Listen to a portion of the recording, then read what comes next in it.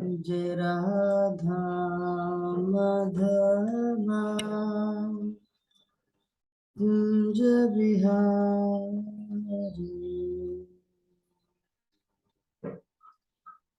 जय राधा माधवा कुंज बिहारी। गोपी जन वल्लभ गिरिवरधारी। यशोदानंदन व्रज जनरंजना। यशोदानंदन व्रज जनरंजना।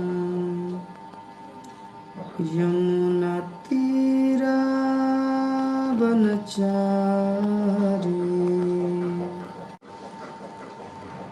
जय राधा माधवा कुंज बिहारी। जय राधा माधवा कुंज बिहारी। गोपी जन वल्लभ गिरिवरधारी। यशोदानंदन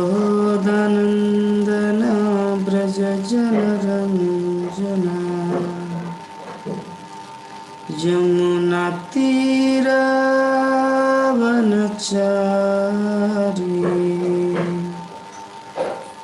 जय राधा माधवा कुंज बिहारी। हरे कृष्णा हरे कृष्णा हरे हरे हरे राम हरे राम राम राम हरे हरे। हरे कृष्णा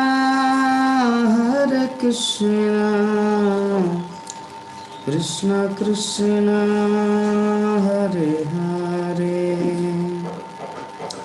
हरे राम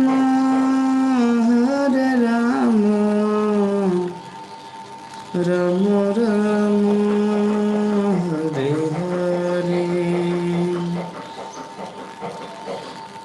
जय राधा माधव राधा माधव राधे। जय पंचतत्व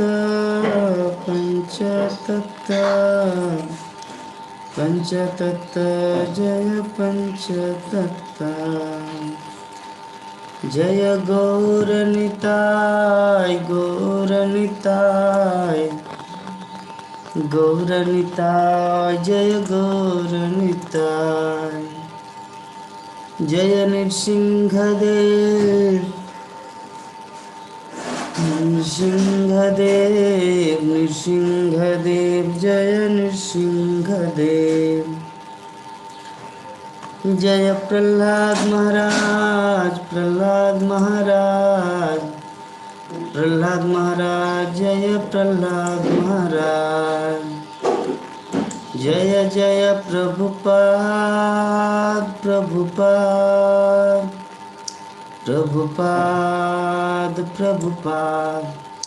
निताय गौर हरि बोल हरि बोल हरि बोल हरि बोल।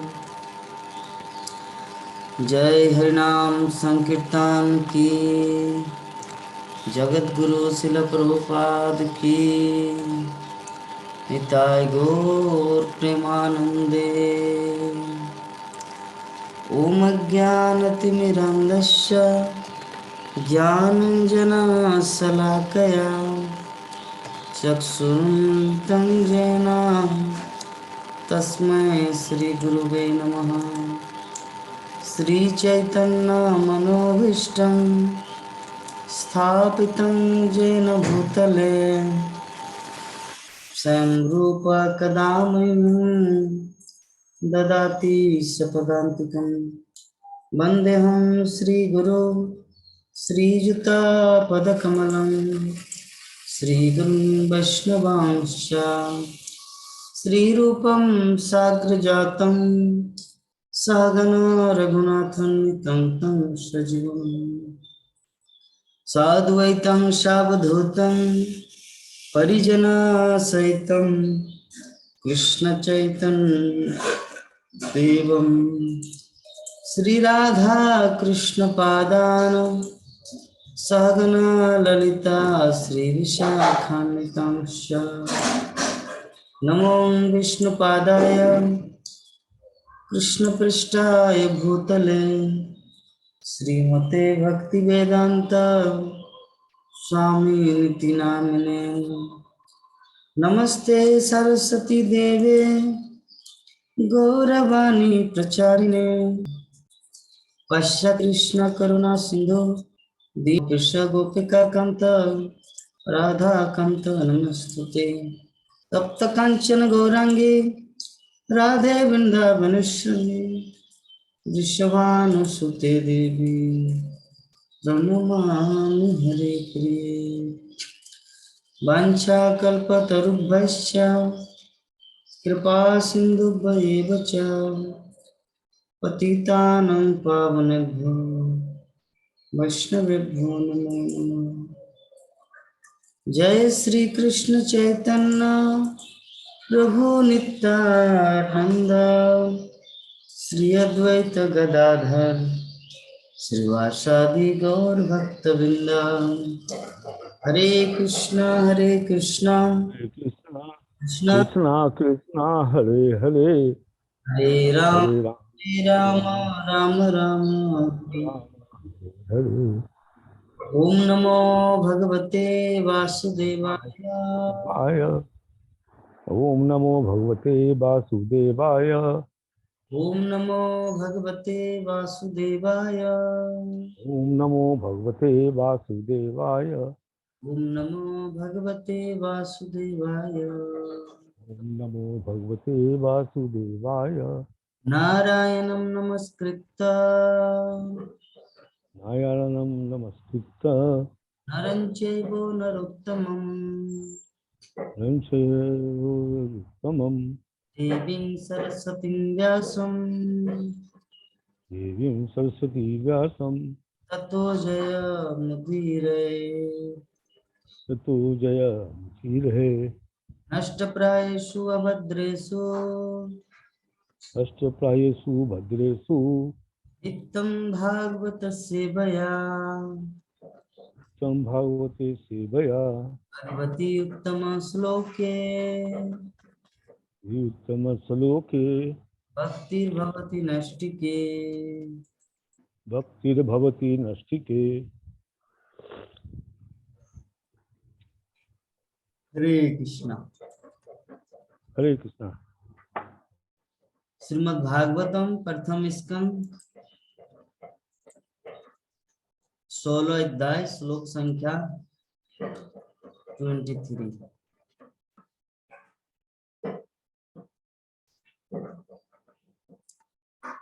यद्वाम्बते भूरि भरावतार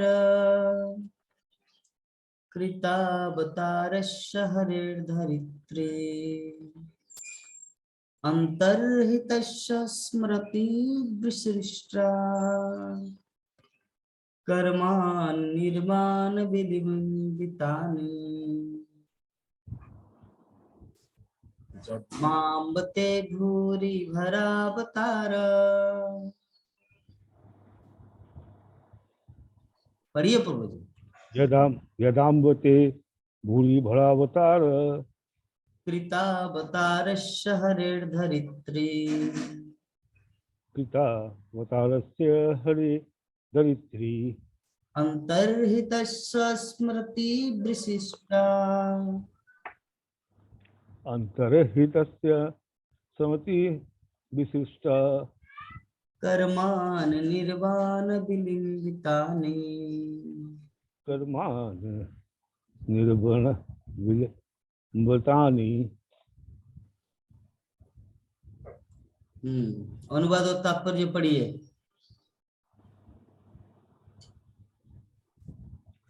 हे माता पृथ्वी,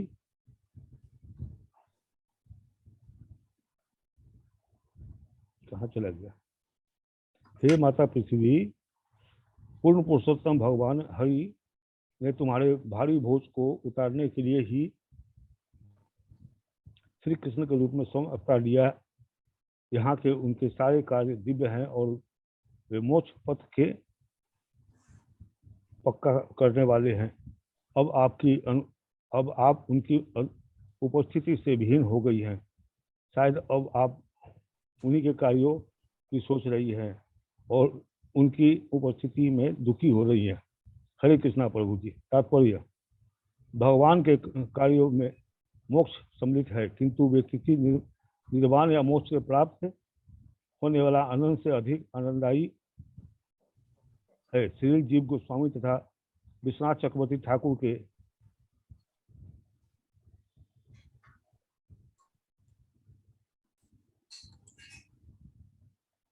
और दिख नहीं रहा प्रभु जी।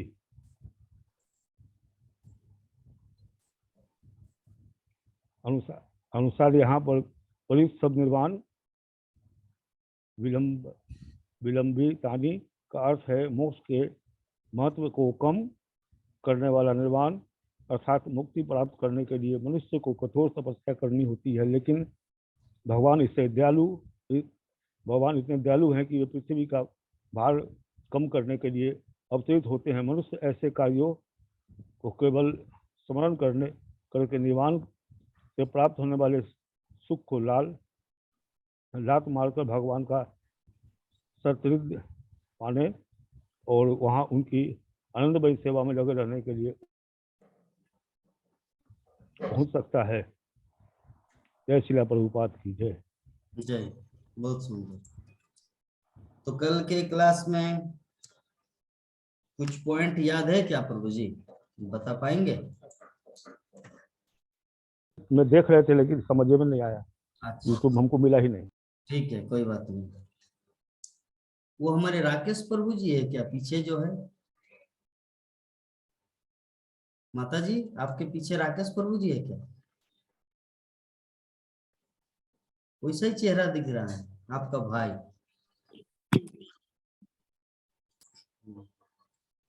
ठीक है, तो जो भी है, संजीत प्रभु कल के क्लास में क्या चर्चा हुआ था बताइए। कल क्लास में नहीं था तो यूट्यूब में क्यों नहीं सुना? थोड़ी बिजी था थोड़ा। लेकिन इससे पहले तो बोला गया था YouTube में सुनना है। अगर क्लास डायरेक्ट ज्वाइन नहीं कर पाते तो यूट्यूब में सुनना है। इसीलिए यूट्यूब में छोड़ा जाता है ताकि क्लास एक दिन भी मिस ना हो। जब आप लोगों का 4-4:30 बजे समय नहीं मिलता तो रात 12 बजे सोने से पहले सुन के सोना है। भागवतम नित्यम भागवत सेवया, कभी भी मिस नहीं होना चाहिए। एवरीडे भगवान की कथा को सुनना है, भगवान की लीला को सुनना है। ठीक है प्रभु जी एक सवाल था, पूछे? बोलिए। देखिए ना, खाना बनाने के लिए तो मेरे पास आदमी थी तो भाग गई थी। आज एक आदमी को रखे हैं, एक उन जाति का राम है, कोई फर्क तो उससे नहीं है। जाति का राम राम राम मतलब चमार है। हाँ, तो हम नहा धुआ के आई थी तो उससे हम भोग बनवा के भगवान को चढ़ा दिए। कोई हर्जा तो नहीं है जाति की वजह से। अभी वो अपने घर में क्या करते हैं? मीट मछली खाते हैं? ये तो नहीं मालूम है, खाता ही होगा। जो मीट मछली खाता है और उनके हाथ से बनाया गया भोजन अगर भगवान को अर्पण करेंगे तो भगवान उसे स्वीकार नहीं करेंगे। तो वैष्णव हमको कहाँ से मिलेगी? इसीलिए लेकिन आई है तो एक मिनट, वो आई है ना तो बिल्कुल नहा धुआ के आई है, बिना नाश्ता खाना किए हुए। और भोग बनाने के बाद हम लेके उसको भगवान को अर्पण कर दिए हैं, वो फिर चली गई। उसमें तो कोई दिक्कत नहीं है। उनको अब बोलना है कि जब भी आएंगे मेरे घर में पूरा स्नान करके आना है शुद्ध। हाँ हाँ, और वो हमने बता दिया। और नहीं, हमको जाति की वजह से थोड़ा सा दिक्कत हो रही थी। बात जाति का नहीं है प्रभु जी, आजकल ब्राह्मण भी चमार है। टाइटल से क्या है चमार, मतलब क्या ठीक है? जो व्यक्ति अपने कर्म से चमार है। अगर एक ब्राह्मण पांडे है या शर्मा है या चक्रवर्ती, अगर वो शराब पी रहा है, मुर्गा खा रहा है, तो उसको चमार बोलेंगे? चमार से भी बदतर है वो। बात ठीक टाइटल बात का नहीं है, बात जाति का नहीं है, बात है उनके कार्यकलाप का, उनकी एक्टिविटीज का, ठीक क्या करते हैं अपने लाइफ में। तो उनको सिखाना ठीक है, है प्रभु। थोड़ा संस्कार दे देना है। देखिए मैं तो भोग लगाता हूँ, आप जब बाथरूम भी जाएंगे तो सब कुछ एकदम स्वच्छ होके आना और अच्छी तरह बनाना, क्योंकि मैं भगवान को भोग लगाता हूँ। ठीक है, हमको भगवान को भोग लगाना है तो आपको नहा के आना होगा। तो नहा के एकदम फ्रेश होके आई थी, ठीक तो है, कोई दिक्कत हुई? वह खाना बनाई, फिर हम भगवान को भोग लगा दिए। ठीक है, कोई दिक्कत नहीं है। क्योंकि हमसे खुद से बन नहीं सकता है ना, समझ गए। तबीयत तो ठीक रहता नहीं है मेरा। ठीक है प्रभु जी, चलिए हम मजबूरी है प्रभु जी। हम शुरू करते हैं आज की कथा। तो आज की जो हमारी कथा है, कल हम लोग पाठ किए थे श्लोक संख्या 22 नंबर श्लोक में क्या चर्चा हुआ था कि बैल अर्थात धर्म पृथ्वी माता को अर्थात गाय को पूछ रहे थे, क्या आप ये जो संसार के जो तथाकथित राजा है, प्रशासक है, वो कलयुग में पूर्णतया मोहग्रस्त हो गए और जो राज्य का कैसे शासन करना चाहिए वो सब अस्त व्यस्त हो चुका है। तो क्या आप इस कुव्यवस्था के लिए शोक कर रही है? और अब जनता की स्थिति क्या है? खाने, सोने, पीने, सहवास करने, विधि विधानों का पालन भी नहीं कर रहे। एक पशु किसी भी जगह मैथुन करता है, उसके लिए कोई प्रॉब्लम नहीं है, ठीक है, उसके लिए कोई समस्या नहीं है। लेकिन एक मनुष्य भी अगर उसे करे, वैसे करे, तो ये बहुत ही दुखद बात है, क्योंकि मनुष्य होने के नाते उनका एक फर्ज बनता है कि धर्म पे वो चले। तो पृथ्वी माता को पूछ रहे कि क्या आप इसलिए दुखी है माता? ये क्या है? और इस प्रकार विभिन्न प्रकार से प्रश्न करें। तो आज का जो श्लोक है, आज प्रश्न कर रहे हैं पृथ्वी माता को, या आप इसलिए दुखी है कि जताम्बते भूरी भरावतार कृतावतार हरेर धरित्री अंतर्हित स्मृति विशिष्टा कर्मानि निर्वाण विलिंबितानि। अर्थात भगवान श्री कृष्ण पूर्ण पुरुषोत्तम हरि इस संसार में आए हैं आपके बोझ को उतारने के लिए। भगवान श्री कृष्ण के रूप में स्वयं आए। यहाँ के उनके सारे कार्य जो है दिव्य है, और ये दिव्य जो भी श्रवण करता है उसको मोक्ष प्राप्त हो जाते हैं। तो अब आप उनकी उपस्थिति से विहीन हो गई। अभी कृष्ण आपको छोड़ के अपने धाम में चले गए, तो शायद अब आप उन्हीं कार्यों को सोच रही है और उनकी अनुपस्थिति में दुखी हो रही है। तो आज का श्लोक ये है, शायद ये मतलब यही है मूल कारण। तो ये बहुत ही इंपॉर्टेंट है। ये नॉट ओनली पृथ्वी माता, अगर किसी के घर में एक अच्छे व्यक्ति का जन्म होता है जो सदाचारी हो, धर्म का नियम पालन करते हो, और समाज में भी उनका एक अच्छा स्तर हो, और माता पिता का आज्ञाकारी पुत्र, और वो पुत्र अगर माता पिता को बोले कि मैं आप लोगों को छोड़ के संन्यास आश्रम ग्रहण कर रहा हूँ, मुझे यहाँ पे नहीं रहना है, मुझे जाना है आश्रम, तो माता पिता बहुत रोएंगे। क्यों? क्योंकि एक अच्छे पुत्र, एक ऐसे पुत्र का जन्म दिया था और वो पुत्र अभी हाथ से निकल जा रहा है, तो ऑटोमेटिकली दुखी होंगे। उसी प्रकार हो सकता है पृथ्वी माता माँ है, और भगवान श्री कृष्ण जैसा इस संसार में पुत्र अगर हो तो कृष्ण जैसा पुत्र कोई नहीं है संसार में। तो पृथ्वी माता को कैसे व्यक्ति प्राप्त हुआ था? पुत्र। ठीक है, भगवान श्री कृष्ण आए थे इस धराधाम में, उनके पाप के जो बोझ है उनको हल्का करने के लिए। तो इसीलिए पृथ्वी माता रो रही है। ये कोई भी व्यक्ति रोएगा, भगवान के लिए रोना तो बहुत दूर की बात, साधारण किसी का बेटा भी अगर दूर देश चले जाते हैं तो वो रोते हैं। तो पृथ्वी माता के लिए भगवान श्री कृष्ण का पदार्पण करना ये वेरी वेरी डिस्ट्रेस, बहुत ही दुखद बात है। तो इसी कार्य के लिए शायद यही सोच के कारण पृथ्वी माता रो रही है। ये कौन सोच रहे हैं? ये सोच रहे हैं बैल, किसके बारे में? गाय के लिए, कि गाय के दुख का कारण उसकी आंखों से आंसू निकल रहे हैं, किसी से ज्यादा बात नहीं कर रहे, सर्वदा दुखी है। तो शायद यही कारण है। इतना दिन तक हम लोग जो श्रवण करके आ रहे थे श्लोक, कभी ये कभी वो कभी वो कभी ये, लेकिन आज जो मूल विषय है वो बैल अर्थात धर्म ने गौ माता को बोला।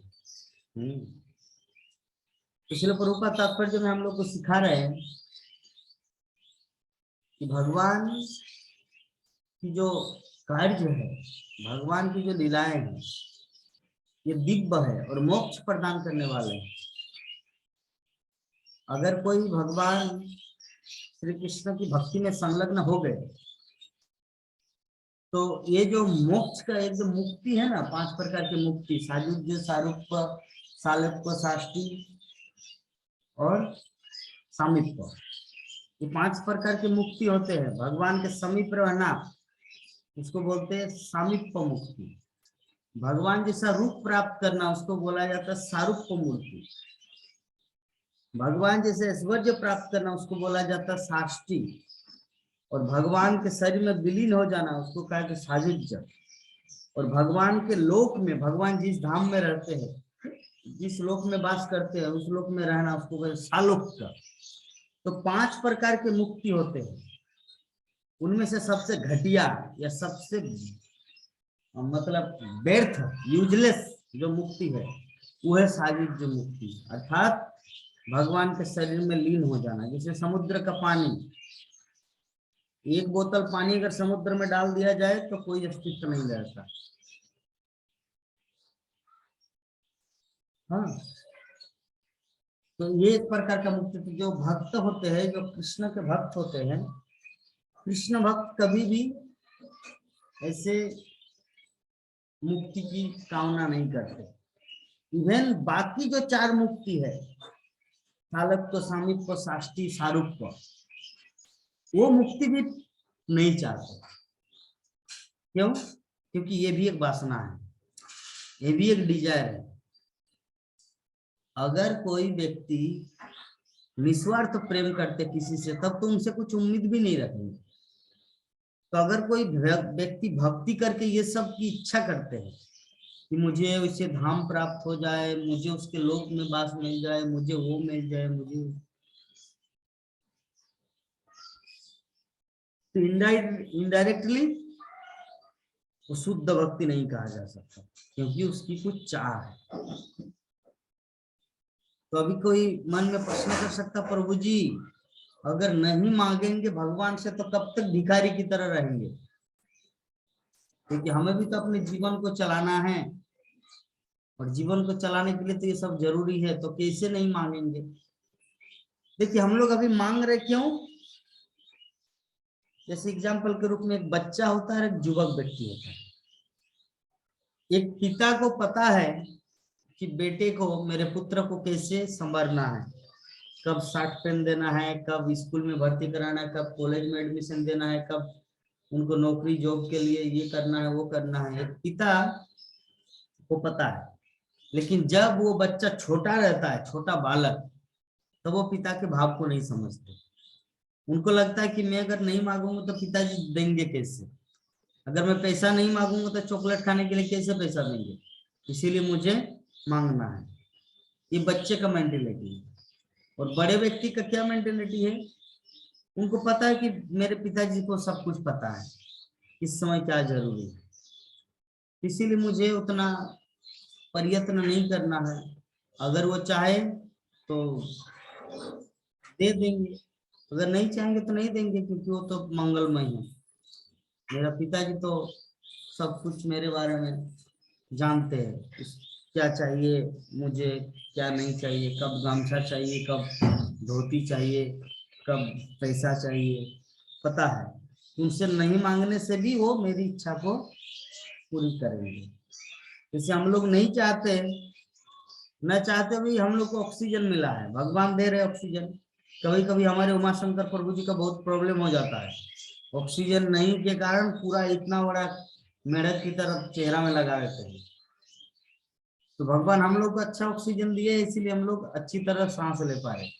प्रभु जी का थोड़ा प्रॉब्लम है, इसीलिए उसको ऑक्सीजन का बॉक्स लगाना पड़ता है। तो जो चीज हम लोग को मांगे, जो चीज चाहिए, वो भगवान ऑलरेडी दे चुके हैं। हाँ, कृष्णा हम सबको दे चुके हैं।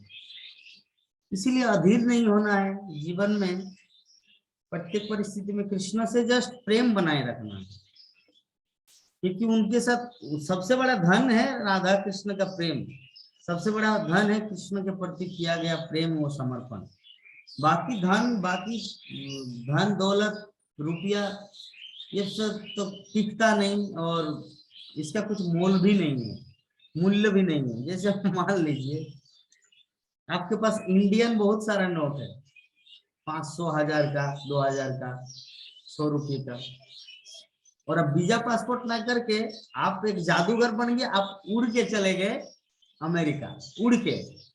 आपको वीजा ऑफिस में जाने की जरूरत है, तो उड़ के आप अमेरिका चले गए, तो आपके पास अमेरिकन पैसा नहीं है, आपके पास इंडियन पैसा है, उसका कुछ काम नहीं है वहां पर, बेकार है, कागज का टुकड़ा है और कुछ नहीं है। अभी आपके मन में दूसरा प्रश्न आ सकता है, प्रभु जी कैसे वैल्यू नहीं है? वो तो मुझे वहां पे जाके अगर एक्सचेंज कराए तो, एक्सचेंज कराएंगे तो, और अगर एक्सचेंज लेने के लिए अगर मना कर दे तो, हम मानते कि एक्सचेंज करेंगे तो आपके पैसा का कुछ मूल्य है। अगर एक्सचेंज ऑफिसर पहले आपको वोटर कार्ड मांगेंगे, अपना वीजा मांगेंगे, अपना पासपोर्ट मांगेंगे, पहले ये दिखाओ आपका पासपोर्ट, ये वीजा, ये पैसा कहाँ से आया, आप चोरी करके तो नहीं लाए इंडिया से। तो अगर आप नहीं दिखा पाए तो पासपोर्ट वीजा, तो पैसा का तो मूल्य है ही नहीं, क्योंकि आपको पैसा का तो एक्सचेंज देंगे ही नहीं, साथ साथ में आपको जेल खाना में डाल देंगे, जेल में डाल देंगे। तो क्या मोल हुआ उस पैसे का? कुछ भी नहीं। उसी प्रकार इस संसार में हमारे पास जितना कुछ प्रतिभा, उपलब्धि, जितना कुछ है, वो कुछ भी काम नहीं देता है। कृष्ण के प्रति किया गया प्रेम ही अमर रहता है, जो हर जगह चलेगा। ठीक है, यही है असली धन। तो हमें सदैव इसके लिए प्रयत्न करना है कि कृष्ण प्रेम को मुझे कैसे बढ़ाना है, और कृष्ण प्रेम को बढ़ाने का सर्वश्रेष्ठ उपाय क्या है? कृष्ण के बारे में जानना, कृष्ण की गुणगान, भागवतम, भगवत गीता को पढ़ना, चैतन्य चरितामृत की लीलाओं को सुनना, तो ऑटोमेटिकली कृष्ण के प्रति हमारा प्रेम बढ़ेगा। हाँ, ये जो मिसअंडरस्टैंडिंग होता है, ये डिवोर्स हो जाता है पति पत्नी के बीच में, इसके पीछे कारण क्या है जानते हैं? डिवोर्स के पीछे, इसके पीछे कारण है कोई एक दूसरे की बात को नहीं सुनता। ये कुछ बोलते तो वो नहीं सुनते, वो कुछ बोलते तो ये नहीं सुनते। ये डिवोर्स। महाराणा प्रताप और उनकी पत्नी बिछड़ गए थे मिसअंडरस्टैंडिंग के कारण। महाराणा प्रताप को लगा कि मेरी पत्नी के कारण मेरी माँ घर छोड़े, तो अजब थे, उनकी पत्नी उनको कितना समझाया, लेकिन सुनना ही नहीं चाहते, बस मुंह को रोक देते थे। तो डिवोर्स ऐसे कंटिन्यू चलता है, इसके पीछे कारण है क्योंकि एक दूसरे की बात को न समझना और न सुनना। मान लीजिए पत्नी अपने मायके में बात कर रहे वीडियो कॉल में, और उस मायके में आए हैं उनका एक बुआ का लड़का जो उन्हीं के उम्र के है, यंग, और उनका पति ऑफिस से घर में, एक एग्जांपल देते हैं कैसे मिसअंडरस्टैंडिंग का एग्जांपल देते हैं। पति पत्नी दोनों है, पति का ऑफिस जाने का समय है 10 बजे से लेकर शाम 5 बजे या 6 बजे तक, और पत्नी घर में रहते, खाना बनाते, ये सब जो कुछ लाइक दैट, रसोई बनाना, घर झाड़ू देना, ये सब करते हैं। और एक दिन की बात है कि 12 बजे ही रिटर्न आ गए, और रिटर्न आके देखा दरवाजा तो खिड़की है, खिड़की से वो देख रहे कि उनकी पत्नी वीडियो कॉल में एक लड़के से बात कर रहा है। और वो लड़का कौन है, रियलिटी में अगर समझा जाए तो वो लड़का है उनके मायके, अर्थात उनके बुआ का लड़का जो अमेरिका में रहते हैं, तो बहुत दिन बाद इंडिया आए, उनका बुआ का लड़का आए तो उनके साथ वो घर में बात कर रहे हैं वीडियो कॉल में। हाँ रे मेरे भाई, बहुत खुश। तो लड़की क्या कर रहे हैं, उनकी पत्नी ऐसे ही ऐसे हंस रहे हैं। अभी उनका पति दरवाजा के बाहर खड़ा है, अभी वो खिड़की से देख रहे हैं कि उनकी पत्नी कैसे हंस हंस हंस रहे, मुस्कुरा रहे, हाँ कर रहे, वीडियो कॉल में बात कर रहे। अभी ये व्यक्ति जैसे उनका फोन कट ऑफ हो गया, उसके बाद वो व्यक्ति घंटी बजाए घर के अंदर प्रवेश किया। घर के अंदर प्रवेश करने के बाद अभी लड़की को डायरेक्ट पूछा किससे बात कर रहे थे, तो बोले कि मेरा भाई नहीं, भाई उच्चारण कर रहे, मेरा चुप ऐसे करके उनको मुंह को दबा दे रहे, सुनना नहीं चाहते। तुम किसके साथ वीडियो कॉल में बात कर रहे थे बताओ, मेरा बुआ का लड़का। मैं चुप, मतलब उनका बात सुनना ही नहीं चाहते। तुम मेरे घर से निकल जाओ, तुम मेरे से धके इस तरह रोज करते हो। मैं ऑफिस जाता हूँ और तुम सारा दिन भर इस तरह लड़कों के साथ वीडियो कॉल पर। अरे वो मेरे बुआ का लड़का, अरे आपका बुआ का लड़का, मैं नहीं गया क्या, मैं अपने ससुराल, मेरा कोई ऐसा साला माला नहीं है, या अमेरिका में। चुप, बहाना मारते हैं, चलो घर से निकलो। तो डिवोर्स ऐसे होता है। एक तो वो लड़की सही थी क्योंकि अपने भाई के साथ बात कर रहे, अभी मिसअंडरस्टैंडिंग हुआ इसका कि ऑफिस का टाइम मेरा इस समय रहता है और ये रोज इस तरह वीडियो कॉल में बात करते हैं, ये लड़की मेरी पत्नी, इसका मतलब ये गलत है। अभी उनकी बात को पूरा सुने भी नहीं और उनको घर से निकाल दिया। ये घर से नहीं निकाले कि तुम अपने पिताजी माता का डिवोर्स फाइल कर दिया। एक एग्जांपल दिया लड़की का, ठीक है। लड़के में भी ऐसा ही हो सकता है। लड़की जैसे एक एग्जांपल, चलिए इसका भी एक एग्जांपल देते हैं, मिसअंडरस्टैंडिंग कैसे होता है। ये जो कलियुग है, कलियुग में जो कलह होता है पति पत्नी के बीच में, ये कैसे होता है मैं बता रहा हूं। अभी वो व्यक्ति 10 बजे उनको निकलना है ऑफिस के लिए, शाम को 6 बजे आना है, तो ऑफिस वो चले गए, तो ऑफिस का स्टाफ का मीटिंग है। मीटिंग कैसा मीटिंग है कि एक किसी जगह में पार्टी दिया जाएगा, तो पार्टी दिया जाएगा तो वही ऑफिस का, उसी कंपनी का दूसरे जगह में भी ब्रांच है, दूसरे शहर में भी ब्रांच है, तो वहां के भी कुछ ऑफिस स्टाफ लड़की आए, लड़की भी आए लड़का भी आए। तो अभी इस ऑफिस में ये जो व्यक्ति है, ये जो पति है इनका, जो इस लड़की का जो पति है, संजीत प्रभु जी आप पूरा समझ रहे बात को, जब नहीं समझेंगे तो मुझे बताना, तो मैं फिर से समझा दूंगा कैसे मिसअंडरस्टैंडिंग होता है, ठीक है। एक पत्नी है, उनका पति रोज 10 बजे ऑफिस जाता है, शाम 6 बजे आता है, तो दोपहर 1 बजे की बात है, उन लोगों का मीटिंग है। और मीटिंग कैसा है कि उस दिन ऑफिस का काम नहीं होगा, एक जगह पार्टी रखा गया जिसमें खाने पीने का व्यवस्था है। तो मान लीजिए ऑफिस भोपाल का है, तो इंदौर में भी वही कंपनी है, तो वहां के भी कुछ ऑफिस स्टाफ यहाँ पर आए। तो मान लीजिए अलग एक ऑफिस में कोई मैनेजर है, कोई कैशियर है, कोई कंडक्टर है, अलग अलग। तो ये व्यक्ति कंडक्टर है, तो यही कंपनी का एक दूसरा ऑफिस जो इंदौर में है, उनका जो कंडक्टर वो एक लड़की है, वो एक लड़की है।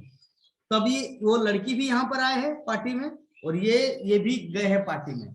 ये दोनों अभी चलो हम लोग थोड़ा घूम के आते हैं बाजार तरफ। अभी दोनों घूमने के लिए गए, और उनकी पत्नी जो घर में जिस समय झाड़ू देने वाला था, झाड़ू देने का टाइम जो था, वो पत्नी बोले कि घर में सब्जी नहीं, अभी तो रसोई करना है। वो चले गए मार्केट। तो मार्केट में देखा कि मेरा पति एक लड़की को ऐसे लेके घूम रहे हैं बाजार में। अभी उस समय बाजार में तो कुछ बोला नहीं। लड़की घर में आई, अपने माँ पिता को फोन लगाया कि मेरा पति सही नहीं है, ये 10 दूसरे लड़कियों के साथ मतलब ऐसे करते हैं, मतलब रंगरलिया मनाते हैं। तो इसीलिए आप पुलिस के पास जाइए और फाइल ये कीजिए, डिवोर्स फाइल कीजिए, मुझे नहीं रहना है इनके साथ। ठीक है। 6 बजे के बाद उनका पतिदेव घर में आया। घर में आने के बाद बोले कि वेलकम। क्या रे माधुरी, आपका रंग थोड़ा उड़ा उड़ा लग रहा है, आपका चेहरे में कुछ हुआ है क्या? बोले कि बात नहीं करना मेरे साथ। बोले कि क्या हुआ? बोले कि मुझसे बात नहीं करना, तुम्हारे पास बहुत सारे गर्लफ्रेंड है ना, तुम उनके साथ ही रहो, मेरे साथ नहीं रहना है। बोले कि क्या बात है, मुझे बताइए ना। उनको नहीं पता कि मेरी पत्नी भी उस समय भिंडी खरीदने के लिए बाजार गई हो, जिस समय मैं अपने उस ऑफिस के स्टाफ के साथ बाजार में। तो ऐसे मिसअंडरस्टैंडिंग कैसे होता है? देखिए, अभी ये उनको पूरा गाली दे रहे हैं कि तुम्हारा मन नहीं भरता, मेरे प्रति ऐसे ऐसे ऐसे ऐसे करके ये पूरी तरह। वो बोले कि अरे भेरे पंडित, मेरी पत्नी, बात को सुनो तो पहले। क्या है? बोले कि ऑफिस जाते हैं काम करने के लिए और यहाँ पे रंगरलिया मनाते हैं। उनकी पत्नी को पता ही नहीं कि ऑफिस में कुछ एक ऐसा पार्टी दिया गया था जिसके कारण घूमने गए। मिसअंडरस्टैंडिंग कैसे होता है? वो कितना समझा रहे, पत्नी समझ ही नहीं रहे। मुझे डिवोर्स देना है, मुझे नहीं रहना आपके साथ, आप जैसे धोखेबाज के साथ। कारण क्या है? पत्नी का भी और पति का भी। जब पति ने कुछ भी गलती नहीं किया, पत्नी मिसअंडरस्टैंडिंग किया मन में, अभी वो सुन नहीं रहे उनकी बात को, जिसके कारण ऐसा प्रॉब्लम है। तो इसी कारण इस संसार में, वर्तमान जो संसार है, वर्तमान में जितने सारे वैवाहिक लाइफ है, चाहे पुत्र पिता के अंदर हो, माता पिता के अंदर हो, या पति पत्नी के बीच हो, दोस्त गर्लफ्रेंड बॉयफ्रेंड के बीच हो, मिसअंडरस्टैंडिंग के कारण ऐसा कलह होता है। इसीलिए कहा जाता है इस संसार में कोई भी व्यक्ति सच्चा प्यार करने वाला नहीं है। इसीलिए एकमात्र भगवान श्री कृष्ण से प्रेम करना चाहिए, क्योंकि उसको पता है, वो मिसअंडरस्टैंडिंग हो ही नहीं सकता, क्योंकि उसके पास पूर्ण ज्ञान है। हम लोग एक ऐसे व्यक्ति से प्रेम करते हैं जिसके पास पूर्ण ज्ञान है नहीं, वो मेरी भावना को समझते नहीं, थोड़ा सा कुछ गलती होता तो लात मारते हैं। लेकिन कृष्ण ऐसे है, कुछ भी करे उनको तो सब कुछ पता है कि हम गलत है या सही है। इसीलिए प्रेम एकमात्र उनसे करना चाहिए। बाकी सब ड्रामा कीजिए, एक्टिंग करना है, अन्यथा धोखा मिलेगा तो रोना पड़ेगा, क्योंकि संसार में कोई प्रेम करने योग्य वस्तु है ही नहीं। प्रेम को एक्सेप्ट करने वाले कोई व्यक्ति है ही नहीं। कृष्ण से प्रेम करेंगे तो सारा संसार से प्रेम हो जाएगा, पति पत्नी से, माता पिता से, भाई बंधु से, सबसे। और कृष्ण को छोड़कर बाकी सबसे प्रेम करेंगे तो जितना भी प्रेम करे, एक दिन धोखा मिलेगा, आपको घर से निकाल देंगे, तब पता चलेगा। ठीक है, यही भूल किया था बहरम खान, अकबर का सबसे बड़ा, क्या बोलते हैं, दाहिना हाथ। अकबर को बचपन से लेकर उनको तलवार सिखाया, सब कुछ कराया, एवरीथिंग।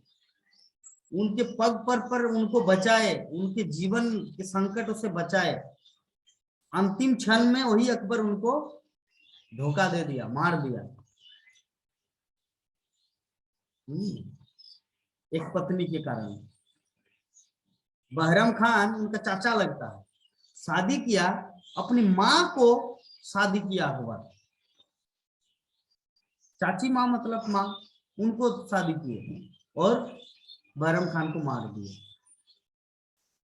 ठीक है, तो वो बहरम खान जो सारा जीवन भर अकबर की गुलामी किया, सारा जीवन भर अकबर की सेवा की, कितना कुछ किए, लेकिन अंत में क्या हुआ? मृत्यु। इस संसार में किसी भी व्यक्ति से प्रेम करने का ही परिणाम होता है।